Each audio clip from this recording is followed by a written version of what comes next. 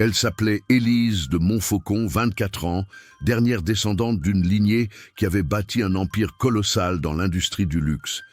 Les journaux l'avaient surnommée la princesse discrète du continent. Discrète, oui, presque invisible même.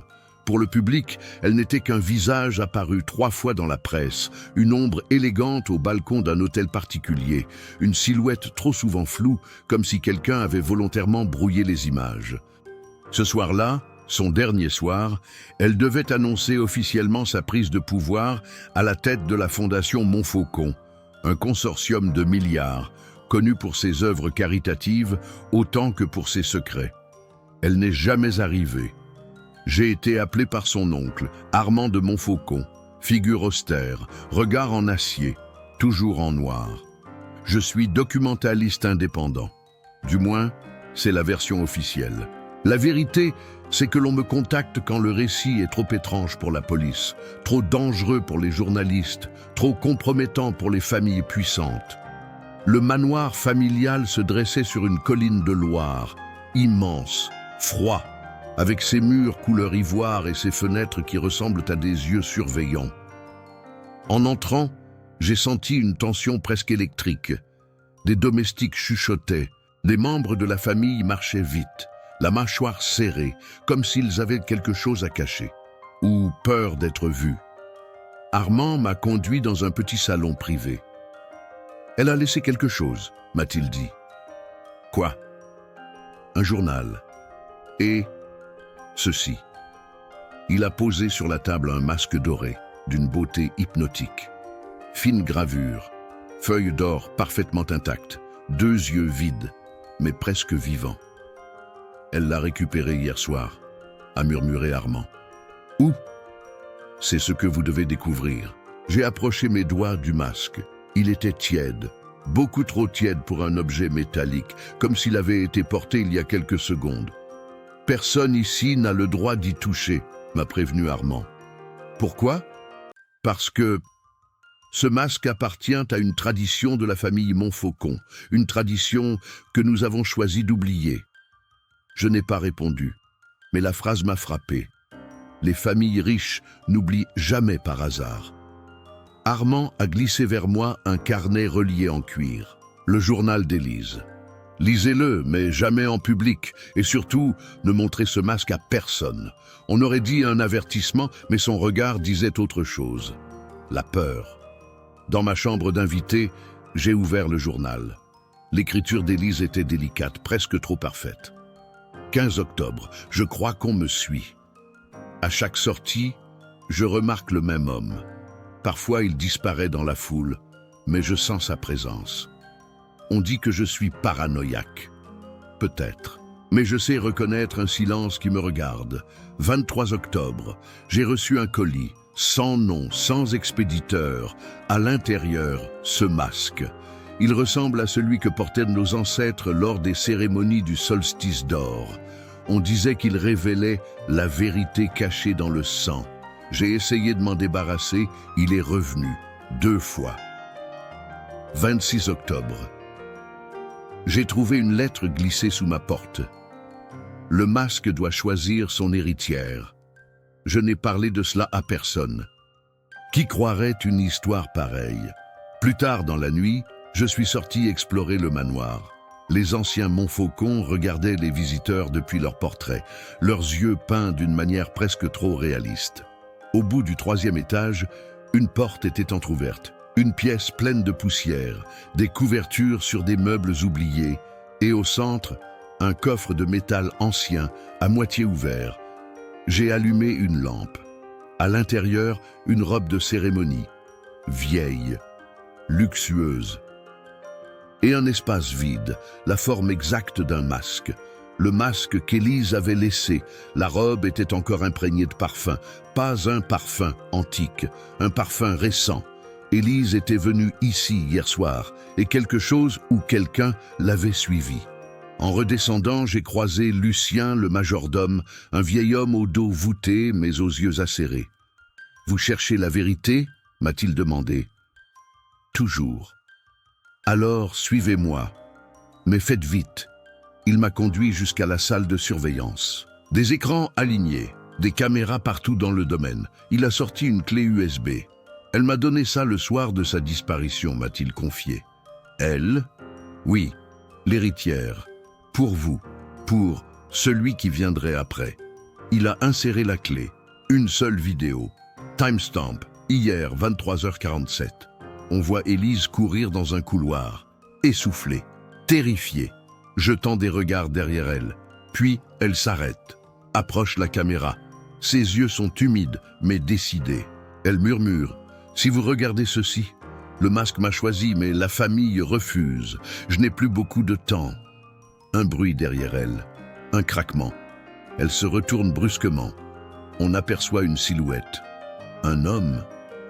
Non, quelque chose de plus. Immobile, plus rigide, comme une statue vivante. La vidéo se coupe. J'ai levé les yeux vers Lucien. Vous savez qui était derrière elle? Il a blêmi. Pas qui? Quoi? En reprenant mes esprits, j'ai compris 3 choses. Élise n'est pas partie volontairement. La famille cache des rituels anciens liés au masque. Quelque chose dans ce manoir continue de la chercher.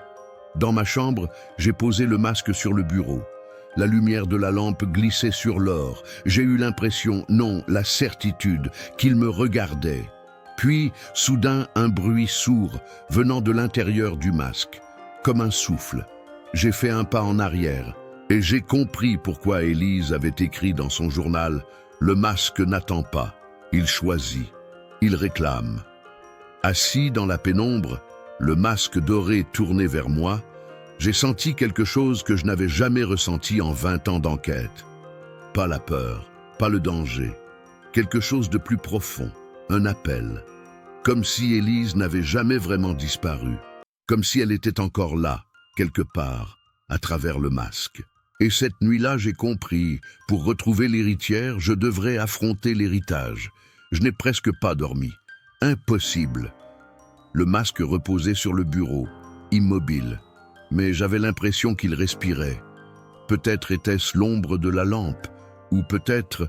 Non, il n'y avait pas de peut-être. Chaque minute, je sentais un frisson glisser contre ma nuque, comme si une présence se tenait derrière moi et observait mes pensées. Vers 5 heures du matin, j'ai finalement cédé à une impulsion étrange.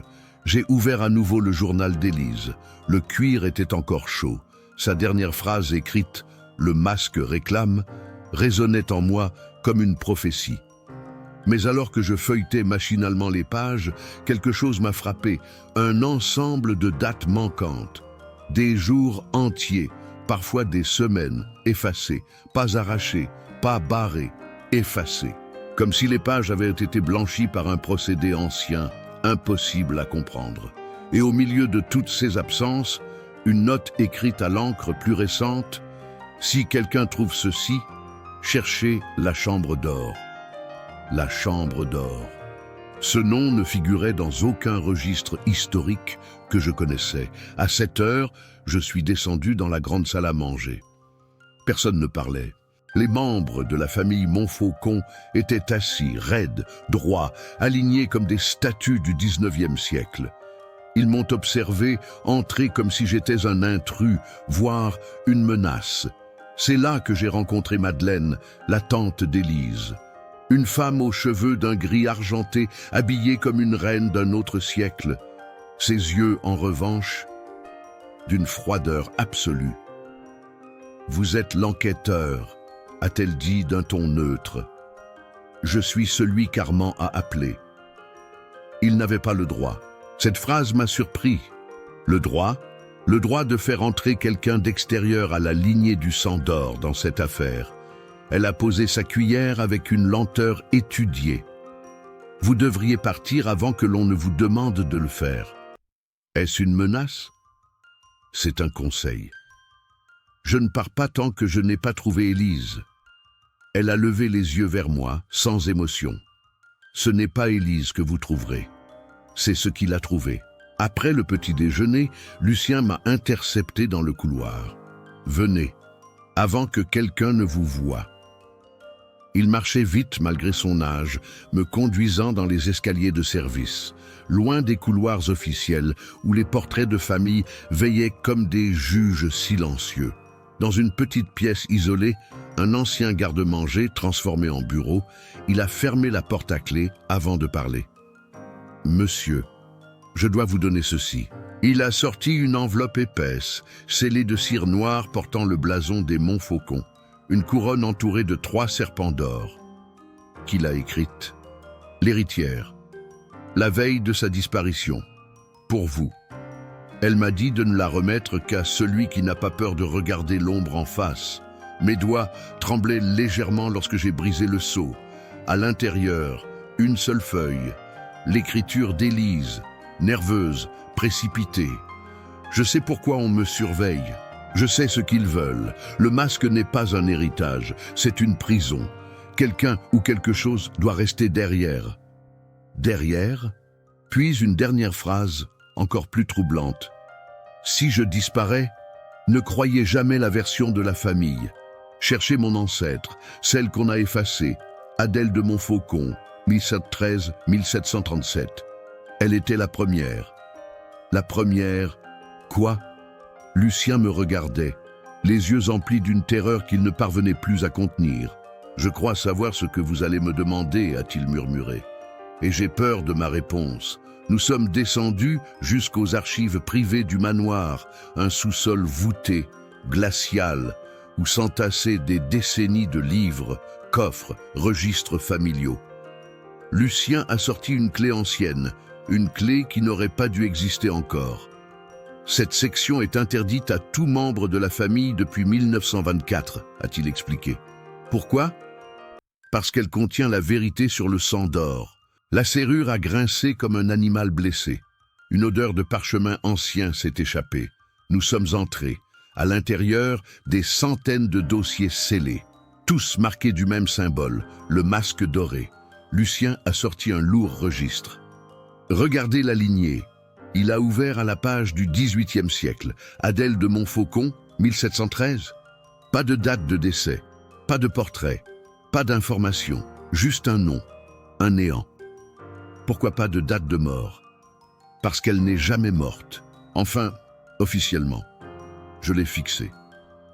Expliquez-moi. Lucien a pris une inspiration tremblante. Elle a disparu, comme Élise. Lucien a continué, la voix basse, comme s'il parlait sous la menace d'un mur. Adèle était l'héritière du domaine au XVIIIe siècle, très belle, très aimée, très spéciale. On disait qu'elle avait un don, qu'elle voyait ce que les autres ne voient pas.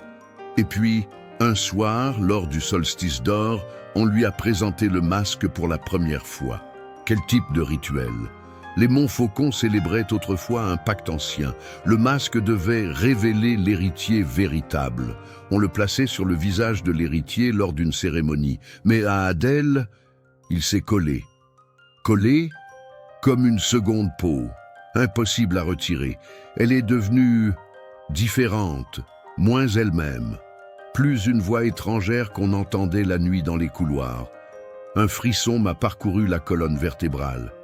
Et ensuite, un matin, elle a disparu du domaine, sans trace, sans adieu. Mais la légende dit qu'elle n'est jamais partie seule. Comment ça? On a retrouvé ses empreintes dans la forêt, et à côté, des empreintes impossibles, plus grandes, plus profondes, comme si la terre avait porté quelque chose d'inhumain. Il a serré mes bras, désespéré. Comprenez-vous? Le masque ne choisit pas l'héritier. Le masque réclame l'héritière, pour lui-même. En entendant ces mots, je me suis souvenu de la note d'Élise. Cherchez la chambre d'or. Lucien, où se trouve cette chambre? Son visage s'est figé. Je ne peux pas vous y conduire. Alors dites-moi où elle est. Je ne peux pas non plus. Pourquoi? Ses yeux se sont remplis d'une profonde tristesse. Parce que la chambre d'or n'est pas un lieu. C'est un passage. Il s'est levé, soudain hésitant, terrorisé par sa propre audace. Il y a quelque chose que vous devez comprendre avant d'aller plus loin. Dites-le. Le masque n'est pas un objet. Alors c'est quoi? un pont entre deux mondes, et celui qui le porte n'en revient jamais tout à fait. Après avoir quitté Lucien, j'ai marché longtemps dans les couloirs du manoir, tentant de mettre de l'ordre dans le chaos grandissant. Et puis, au détour d'un couloir du 2e étage, j'ai remarqué quelque chose qui m'a glacé. Une porte que je n'avais jamais vue. Je ne suis pas fou. Hier soir, elle n'était pas là. Une porte ancienne, en bois noirci, portant le même symbole que la lettre d'Élise. Des serpents d'or enroulés autour d'une couronne. Le manoir semblait respirer autour de moi, comme s'il attendait que j'ouvre. J'ai posé la main sur la poignée. Elle était brûlante. La porte s'est ouverte d'elle-même. Derrière, une pièce petite, circulaire, couverte de miroirs anciens. Et au centre, une chaise. Sur la chaise, un ruban doré. Lorsque je me suis approché, j'ai senti un parfum subtil. Le parfum d'Élise. Le ruban était attaché à une enveloppe. Je l'ai prise. À l'intérieur, une seule phrase, écrite d'une main tremblante. « Si tu es arrivé jusqu'ici, ne te retourne pas. » Mon sang s'est glacé. Un souffle froid a traversé la pièce. Quelque chose, quelqu'un, se trouvait derrière moi. Et je savais, sans le voir, que ce n'était pas un être humain. Dans les miroirs, je n'ai d'abord rien vu. Puis lentement, comme émergeant d'une brume invisible, une silhouette dorée s'est dessinée derrière moi, floue, humaine, mais pas tout à fait. Et une voix, douce, presque chuchotée, a glissé à mon oreille « Tu ne devrais pas être ici ». Je me suis retourné d'un coup, plus rien. La pièce était vide, mais les miroirs, dans les miroirs, la silhouette était toujours là, regardant, attendant. J'ai compris alors que je n'étais plus en train d'enquêter sur une simple disparition. Je marchais dans l'histoire d'une malédiction qui traversait les siècles, une malédiction qui avait pris Adèle, qui avait pris Élise et qui maintenant me suivait. La chambre d'or n'était plus un secret, elle était ouverte, et le masque doré avait choisi son prochain nom, le mien. La porte derrière nous se referma avec un claquement sourd. Un couloir étroit s'ouvrait, éclairé par des lampes murales vacillantes. Des fresques anciennes tapissaient les murs, représentant des silhouettes portant des masques d'or. Je sentis un frisson me parcourir. Axel, pourtant d'un courage de pierre, murmura « C'est la même symbolique que sur le masque d'Éléonore. » À mesure que nous avancions, les peintures semblaient changer d'expression. Les yeux des silhouettes dorées se tournèrent vers nous, comme si elles nous suivaient. Une sensation oppressante, presque sacrée, vibrait dans l'air. Puis au bout du couloir, une double porte en chêne, scellée par un verrou ancien. J'approchais. Une inscription était gravée. « Le pouvoir n'appartient pas au sang. Il appartient à celui qui ose regarder. » Je sortis le masque doré. Une vibration étrange résonna dans ma main. Le verrou céda. La salle derrière la porte était immense, ronde, presque une cathédrale souterraine. Au centre, une table circulaire. Autour d'elle, 12 fauteuils. Sur chaque fauteuil, un masque d'or identique à celui d'Éléonore. Mais un seul siège était occupé. Une silhouette immobile vêtue d'un long manteau sombre, dos tourné. Je fis quelques pas. La silhouette parla, une voix grave mais étonnamment calme. « Tu as apporté le masque, donc tu as lu le journal, et tu sais que tout cela devait te conduire ici. » Je sentis mon souffle se bloquer. « Où est Éléonore ?» demandai-je. Silence. La silhouette se leva lentement. Elle retira son masque. Je reculai d'un pas. C'était le père d'Éléonore, disparu des radars depuis 5 ans.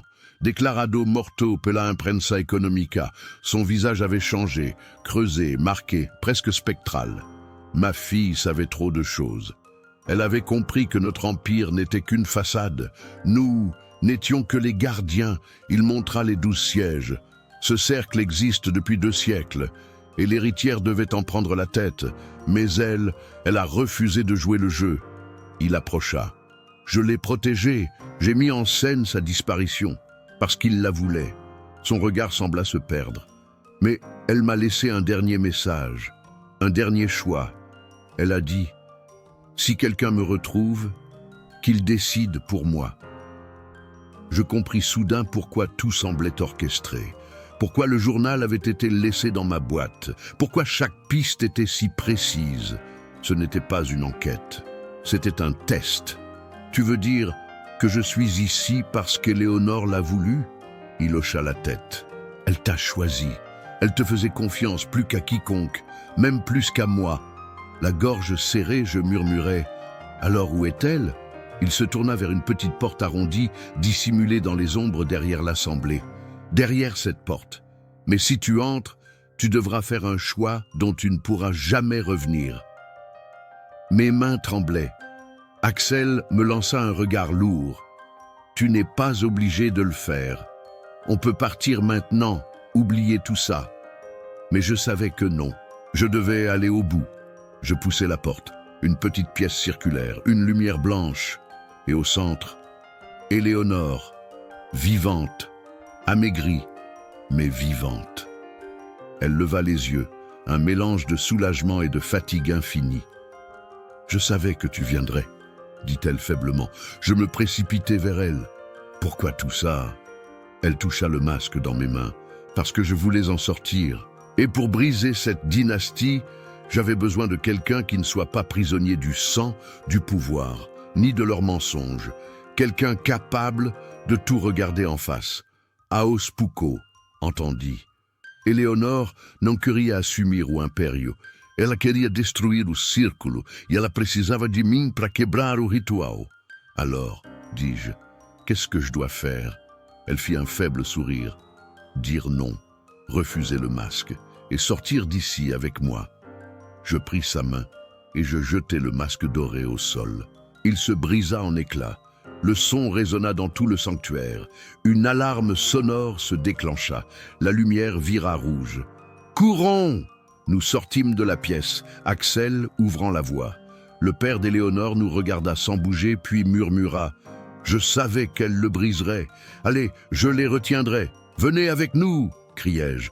Il secoua la tête. J'ai fait mon choix, il y a longtemps.